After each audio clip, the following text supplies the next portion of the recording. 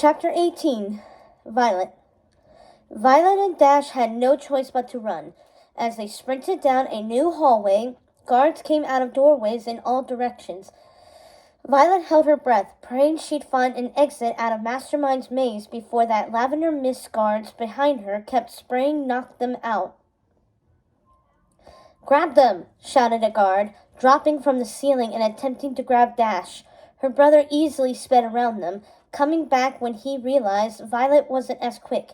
She moved as fast as she could, shooting force fields at vases and standing lamps in the hallway, hoping the falling items in the guard's path would buy them some time, but it did slow her down. "I've got this," said Dash, pulling her dad's freeze ray from a hidden pocket in his suit. "One for you and one for you," he said with a glee as he fired rounds, slowing guards down so they moved like jelly.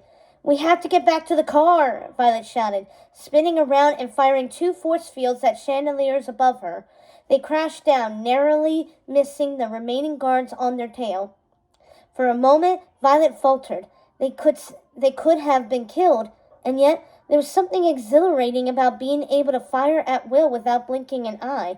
She was getting used to this powers thing. "Which way?" Dash yelled. "All the doors look the same." Another guard came down from the ceiling above, landing in front of Dash. Dash fired the freeze ray again. It worked, but the effects would only hold for so long. Violet spun around, looking for an alternate way out, but she was afraid to pick a door. If she chose the wrong door to barricade themselves in, they could be trapped.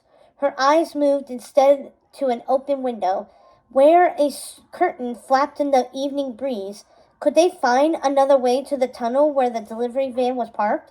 "Dash, fire the shrink button," Violet instructed as the guards moved in. "Thought you'd never ask." Dash clicked the button and the ray connected with the three nearest guards, shrinking them down to the size of mice. The guards behind them froze, panicked. "Yes!" With the extra few seconds, Violet shot a force field at the window, blew it out, and looked down. They were on the first floor. "Dash, through the window!" Dash ran to the window and started to climb over. Violet handed him the cube. "Stop!" shouted a guard. Violet shot several force fields at the ceiling, and crumbled plaster rained down, blocking the guard's path. "I'm right behind you," she told Dash as she felt a hand on her arm. "Got her!" A guard who came out of nowhere declared, "Let go of my sister!" Dash yelled through the window, firing the device he had in his free hand. The ray froze the guard on the spot. "Nice one," Violet said, climbing out the window and grabbing the cube from him again. They started to run. Violet wasn't sure. She didn't see a tunnel anywhere. They were on a huge manicured lawn. Nearby, a large, tastefully lit patio was clearly set for the villain party. A few yards away was a road. "Where's the tunnel?" Dash cried. "I don't know. Just keep going." Dash sped ahead. Behind her, Violet could hear the sound of sirens and barking dogs. In minutes, they'd be surrounded. In the distance, ahead of her, she heard a car rev its engine. Dash was back in seconds. "I found the tunnel, but it's too far away. We're not going to make it. We're going to have to hide." "There's no time to hide." Violet gulped as she saw the pack of black dogs racing across the lawn towards them. "Run! You can make it on your own. Not without you," Dash shouted, pulling the megaphone out again. Violet and Dash reached for each other, panicked. Suddenly, they heard tires. Screeching out of the darkness came a saloon. It raced across the lawn, sending dirt and grass flying. Violet watched in awe as several shots blasted out of the front lights into the lawn, sending smoke bombs that cloaked the grounds in darkness. The car came to a halt in front of them, and the passenger door flew open. "Need a lift?" Mirage asked. They didn't have to be asked twice. Dash jumped in first, and Violet dived in after him, cube in hand, pulling the door shut behind her. "Hang on!" Mirage peered away from the side of the house, the gravel under the tires shooting into the air. Violet looked out of the window. Mastermind's cars were right on their heels. Boom! A blast rocked the back of the car, making them skid out. "Don't worry, I've got this," Mirage said confidently, pressing several buttons on the dash. Two rockets fired out of the exhaust pipe, headed straight at the cars that were giving chase. Violet and Dash watched as the villains' cars got wrapped in a large spider-like web. Their tires were spinning, lights flashing, but the web had trapped them. "I've always wanted to try that one," Mirage said giddily as she raced away. "That should take care of them. Let's get out of here." "I thought we were doomed," Dash said, throwing himself back on the seat dramatically. "We were locked in Mastermind's office, and she gave Violet the cube back, and Violet blew out the walls. Bam, bam, bam! And then we were running and diving out a window, and—" "Wow." He threw a hand over his eyes. "What a night." Mirage kept her eyes on the road, glancing at Violet for a split second. "You were stuck in Mastermind's office? Are you okay?" "Yes. Thanks for coming for us," Violet said, looking down at the watch. "I wasn't sure whether this would work." Mirage patted Violet's hand with her free one.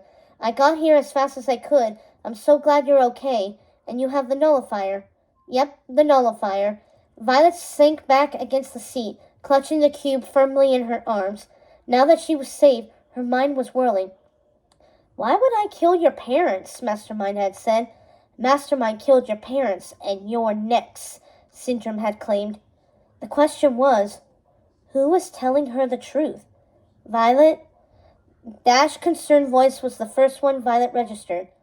"Can you hear me?" Dash waved a hand in front of her face, but her stare was locked on the road ahead, or lack of road, she should say. Mirage was clearly making her own road in her quest to get away. "No, I'm not okay," Violet wanted to say. "I'm confused. Who was telling her the truth? Had she just got into the car with someone she could trust, or who was trying to kill her?" Her hand moved to her pocket again, where somehow her mom's comms links were still tucked away. "Dash, sit down," Mirage shouted, as she turned the car wildly to the left and the car practically took air. "We're almost off the grounds and in the clear. Then we just need to get down the mountain." In the distance, Violet could see the city. A staticky sound filled the car, followed by a familiar voice. "Mirage, are you there? Where are you?" It was Syndrome. Mirage hit a button and put him on the speaker. "I've got them. I had to blast my way out using the car's weapons, which I've never had to fire before, but I did it." "Does Violet have the nullifier or no?" Syndrome asked. "Yes, she has it," Mirage told him. "Yes!" Syndrome cheered. "Ha ha! That's what I'm talking about. I knew I was right about you, Violet. I knew it. Did I train you well or what?" Violet closed her eyes, trying to block Mastermind's voice from her mind. "Someone is lying to you. The question is why? Maybe they want you to think your parents are in trouble so you get the nullifier. What if Mastermind was telling the truth? Could that mean... No. Was it possible? Could her parents actually be alive? Her heart drummed at the thought. As ludicrous as it might be, she desperately wanted it to be true, but she didn't want to give herself false hope. Mastermind was a villain, and her parents were dead at her hands. She couldn't trust a word out of her mouth, so why did something feel terribly wrong? "Why don't I hear celebrating?" Syndrome's voice filled the air. Dash spoke up. "Because ever since Violet talked to Mastermind, she's been acting weird." He nudged her. "You still didn't say what the cube does. What's a nullifier?" "Weird?" Syndrome's voice was tight. "Violet, you okay, kid?" Violet couldn't summon the words to answer him. Had she just stolen something that would protect her and her brothers or destroy them? Suddenly, she wasn't sure. Mirage glanced at Violet again. "I think she's coming down from the adrenaline rush. Almost being killed after stealing from a villain will do that to a person. Mirage, can I speak to you off the speaker?" "Kind of driving a getaway car at the moment," she said, her eyes on Violet again. "Then pull over," Syndrome said flatly. "We need to talk. Now." Mirage sighed. "Hang on, there's a scenic overlook on the mountain up ahead. How soon till you're back here anyway? We need to get the nullifier ready right away. Right, Violet? Your request is priority number 1, if you still want it." Violet didn't respond. She was itching to look at that picture from Mastermind's office again. She'd stolen it on her way out the door and folded it in her suit. Mirage peeled off into a dirt path that served as a scenic overlook to the city. They were the only car there, but in the distance, Violet could see the lights of Metroville calling to them. "Don't move," she told the kids. "I'll be right back after I deal with this." Mirage pulled a small silver gadget out of her bag that looked like a portable phone and walked a few feet away, where Violet could see her motioning angrily. You are acting kind of weird," Dash said quietly. "Like, really weird. For you, at least." She didn't laugh. "I'm just tired. I've never used my powers like that before." "You were awesome," Dash declared, hopping up and down on the back seat. "You were sending guards flying, went invisible, you broke walls, knocked down doors." He folded his arms across his chest. "I wish I could make force fields." "No, you don't," Violet said. But there was that needling sensation again that told her the opposite. That making force fields and controlling her invisibility was cool. "Hey, Violet," Dash looked at her pensively. "Why were you yelling at Mastermind about... He hesitated, his eyes darting at the car floor. "Killing Mom and Dad?" Violet looked up in surprise. "I thought you were asleep." "I was pretending." Dash's eyes were full of worry. "Is it true? Are Mom and Dad..." He couldn't say the word. Violet grabbed his hand. There was never a good time to tell him the truth. This clearly wasn't it either. Not when she had more questions now than answers. But there was something she needed to know as the clock ticked down.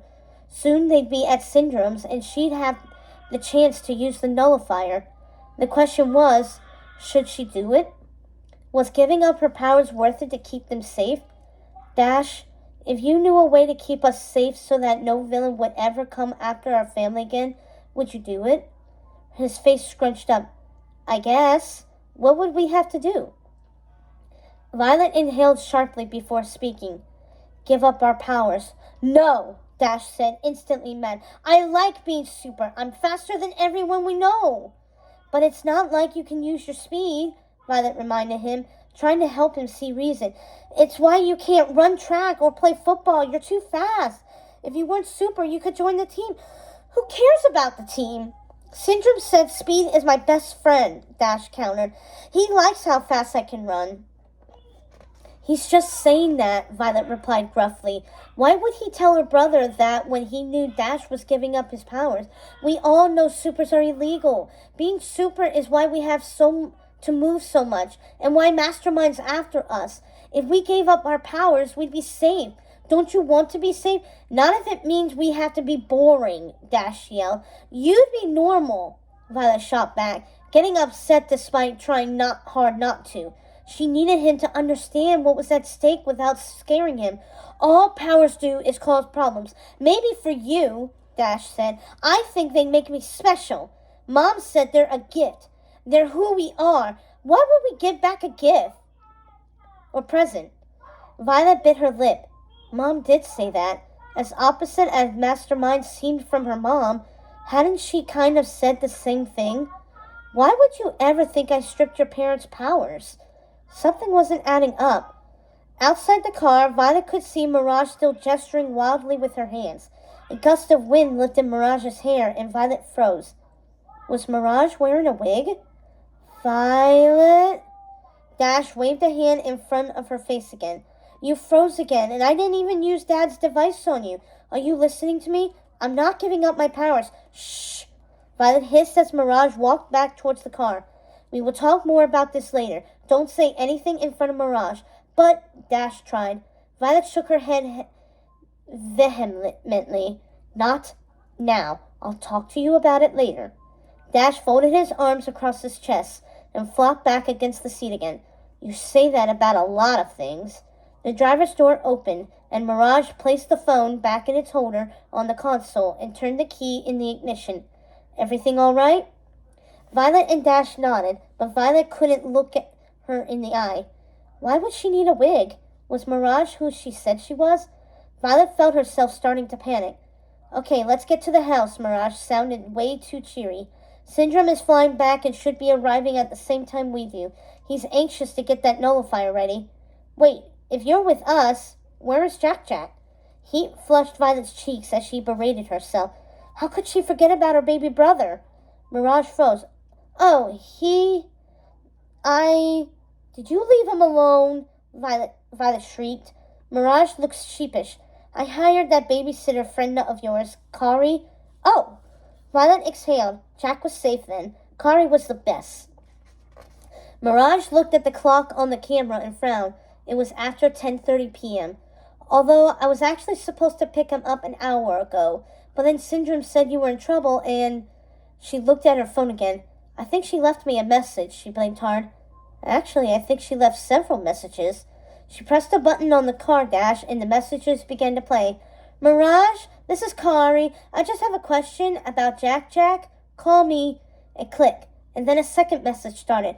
Mirage, it's me. Jack is fine, but weird things are happening.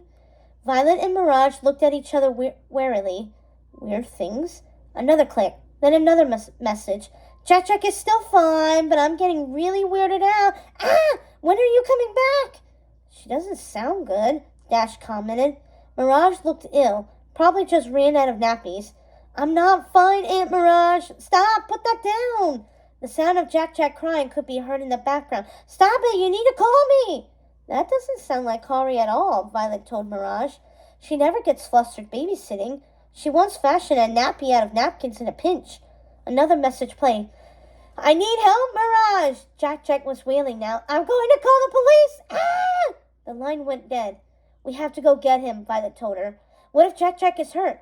But Syndrome wanted us to get back to the house, Mirage reminded her. I can't disobey orders.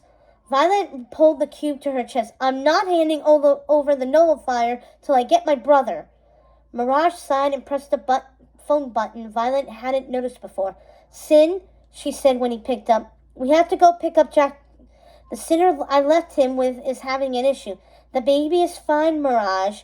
A tinge of annoyance crept into Syndrome's voice. The important thing is you get the nullifier here. We'll pick him up later. It's after 10, Mirage said. I was supposed to get him an hour ago, but then I had to drive a getaway car and sweetheart, get me the nullifier. Syndrome cut her off. I'm in charge, remember? Then you can make some overtime if you need it so badly and go get the kid, understood? Mirage hit a button and Syndrome's voice cut off. Bad connection, Mirage said as the phone in the car immediately began to ring again. Mirage grabbed the spy guy on the seat next to her and smashed it against the dash. It let out a puff of smoke and the ringing stopped. Oh, look at that. The phone in the car isn't working, she said in an eerily pleasant tone. Let's go get your brother.